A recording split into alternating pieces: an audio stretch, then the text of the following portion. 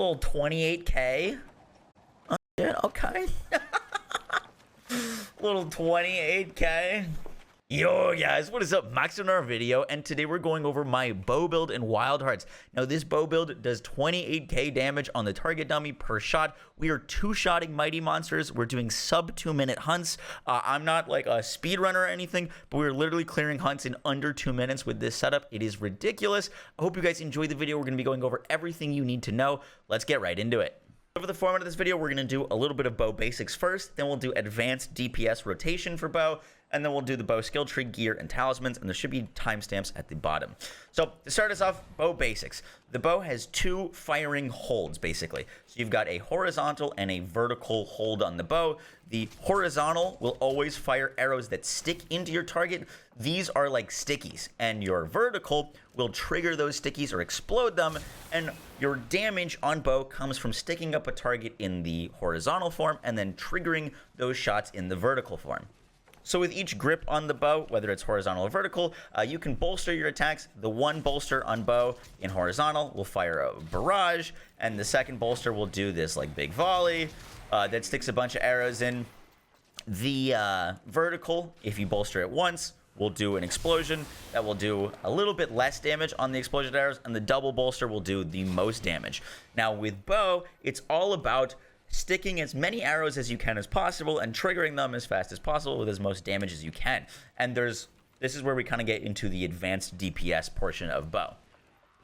The first advanced DPS trick with bow to cut down on the time it takes to do this is when you're doing these volleys, wait for your stamina bar to get low but not too low, roll, hit the X button. That will change you into the double bolster, and then without having to double bolster again, you can get the shot off. This allows you to do the volley almost to completion. When you see the stamina bar has a little bit left, you need to have enough stamina to be able to roll. You can roll out of it, hit X at the same time. This will put you into the double bolster, and then you could trigger the shot without taking the time to double bolster.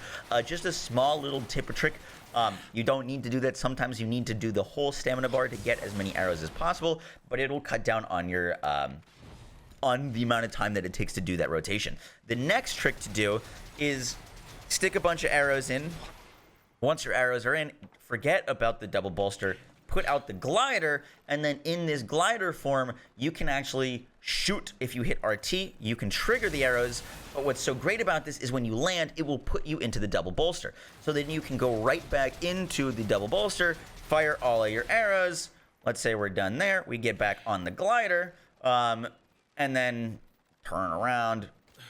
You would want to shoot like instantly as soon as you land, but you could basically just keep doing this, and the glider will land where you land. So now we've got a ton of arrows there. We get back on the glider, shoot, trigger those, back on down, stick up the monster, and like this is a crazy fast rotation. You can use the glider to like avoid some attacks. It's like if you're in co-op and the monster's not paying any attention to you, sometimes it's better just to do for DPS the like full animation of the second shot type.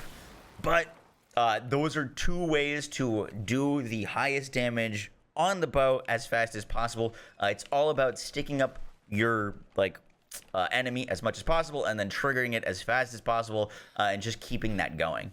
For the actual skill tree of the bow, we're doing something that looks like this. I know it looks weird, but hear me out on how this works. So one of the coolest things that this game does is it gives you a skill tree of bows to build, and each bow in this skill tree has an inherited skill. When you pass through that inherited skill, you can bring that to your next weapon. Like in theory, you could go around, if you farmed this game like crazy, you could go around the entire skill tree and pick up every single best passive in the entire skill tree and form it into one bow. Because of this, we want to pick the bow that has the best base bow, and then we're pathing around the skill tree to get all of the best skills for bow. Now, I've messed around with a few different bows, and there are other options, but this is my favorite version. So the bow that we ended up with is the Tempest bow of the Skanda. And you might be saying like, oh, why wouldn't you go down this way? It's deeper in the skill tree. It must be a better bow. That's actually not true. If you look at the highest rank bow right here. It's 455 damage with 0% crit chance, versus the bow that I'm using is 455 damage with 5% crit chance. This is just straight up a better bow than the one down here, and even the one down here. So this is the bow that we're going to be using. The reason I went for this bow is because we are able to get a lot of really important things. The first is 30% reduced stamina use when you're doing bow attacks. This is massive. The reason this is so important is because every single bow attack that you do requires stamina. And for example, this like big volley drains our stamina. This is going 30% slower. We can fire 30% more arrows with this bow. And the more arrows that are stuck, the more damage that we can do. So think of like increasing your stamina or reducing your stamina loss as a damage increase, because we're able to use more arrows, and we'll also have more like we're able to do more attacks faster. We don't have to wait for our stamina as much. So that was super important to me. The next thing that is really nice on this is Broken Beast Screaming Arrow. This is a 10% damage increase when it's at maximum enhancement, aka we're like basically always going to be going for those big damage shots, and we just get 10% more damage with them. Next up, we've got Knocking Marvel. This reduces the time for bow bolstering. So we have more damage with our enhanced attacks. We can get to those enhanced attacks faster, and those enhanced attacks use less stamina, so we can do them more often. Lastly, we have Fusion Reaper on. Recovers a small amount of Karakuri thread when a Fusion Karakuri is conjured. This is the inherent on this specific bow, so I couldn't take this off. Ideally, I mean, this is nice. You just get more thread whenever you do a fusion, but not super important. And then lastly, Crit Chain boosts the chance of unleashing further critical hits for a while on unleashing a critical hit. Now, this is also really nice. It's 12% more chance for crits, and crits are pretty important to us, as I'll explain when we get to our gear. The reason we path this way for the bow skill tree is so that we can end up with the best passives on the best bow base. So going through this, we're grabbing Crit Chain on this bow. We don't want Water Wilt. We do want the Broken Beast Screaming Arrow. We don't want Fogfall. And then if we just went straight down, we'd be done and end up with the half-assed bow.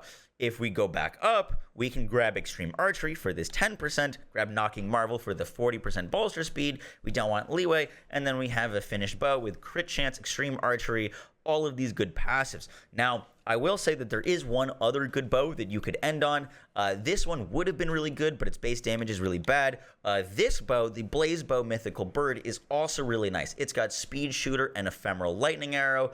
Lightning Arrow knocks monsters down. In testing, it doesn't seem that the Ephemeral Lightning Arrow knocks down monsters any more than just a normal arrow attacks knock down monsters. So maybe that's bugged.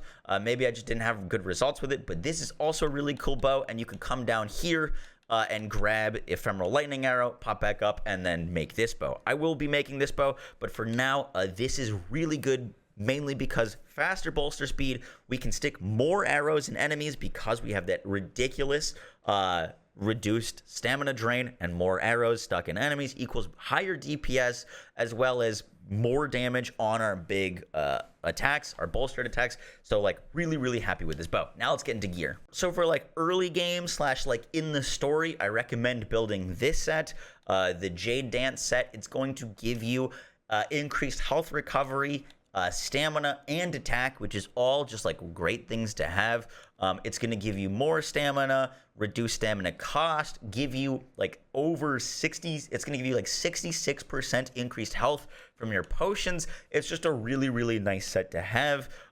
Gives you everything you want and gives you the survivability for fighting some of the harder monsters later on. Once you're more towards the end of the game / the end game, the set that I recommend wearing, or the gear that I recommend wearing, is first off a lot of the Ember Plume set.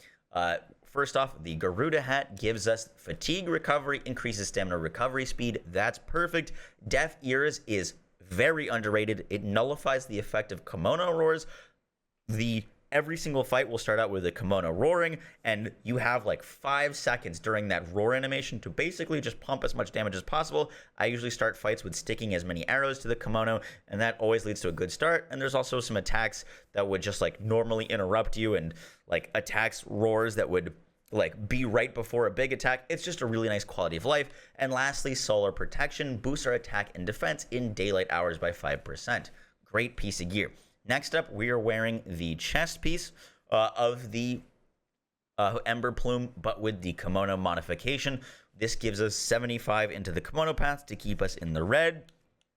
It's got Blaze Resilience, decreases the chance of being set ablaze. Self-Control boosts stamina recovery speed when only a single life thread remains. And Desperation reduces defense but boosts attack. This is 7% more attack. This is a DPS build, is what we're going for. Then we're wearing the gloves. It's got Strong Arm Spirit, boosts the chance of landing critical hits for a while when Hunter's Arm is active. Critical Draw boosts the chance of unleashing critical hits for a while on drawing your weapon. And Desperation reduces defense but boosts attack. The reason Crit Draw works so well for this is because you're going to be running around with your bow, and then you get an opening on the monster, you bolster, and then shoot. Or you're going to be like running around, dodge, you get an opening, double bolster, shoot. This will just, as soon as you bolster that weapon, you're going to have increased crit chance, and all of those crits will feed into what I'm going to mention next.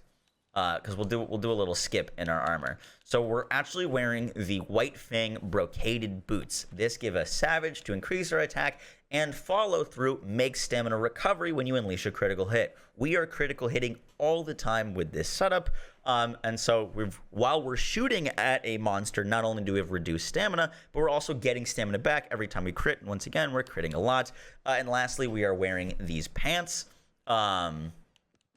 The kimono modified armor. You need to get the kimono modified, both the chest piece and the pants, to stay in the red kimono path. This gives us Blaze Resilience, Crit Draw, once again, more crits after we draw our weapon, and 10% more damage if we ever get hit by a kimono, which you're gonna get hit, even if you're playing perfect. You're just gonna take some damage, and so this is just 10% more attack.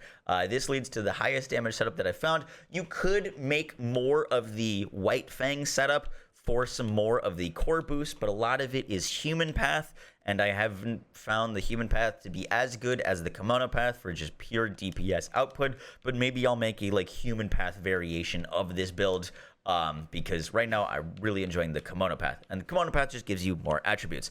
And lastly, for our talismans, I'm rocking the Rosary Talisman. This gives me the Resurrection skill for free. Withstand a single attack when health is gone. This is, in my opinion, the best talisman in the game, because for free, literally just equipping this, you get one of the best skills, aka you can't die when you get hit. You get to withstand an extra attack. That's incredibly strong. We're also wearing the Talisman of Yore, which gives us Threadophile to increase the amount of thread we can wear. And lastly, I've got One Stroke Fury, boost the attack for a while on destroying part of a kimono, and Water Resilience. This is just a random one. Now, talismans are very RNG. I also have Dodge Master on. Talismans are very RNG. I will have a video tomorrow on how to get the best talismans in the game, because I do mess around with some talisman things. But that is kind of it for the build. We've got our armor. We've got our bow. I do have some transmog on. But bow is so much fun. It is, in my opinion, the best weapon in the game, and I've tried them all. They're all really good. I'll have a tier list video for my thoughts on all of the weapons, and some cool builds for each of them. But I hope you guys enjoyed the video. Obviously, a new game on the channel, so if you want to see more from Wild Hearts, let me know. Any feedback, any support is super appreciated. If you liked the video, be sure to drop a like, comment, and maybe even subscribe. I'll catch y'all in the next one, guys. Take care. Peace.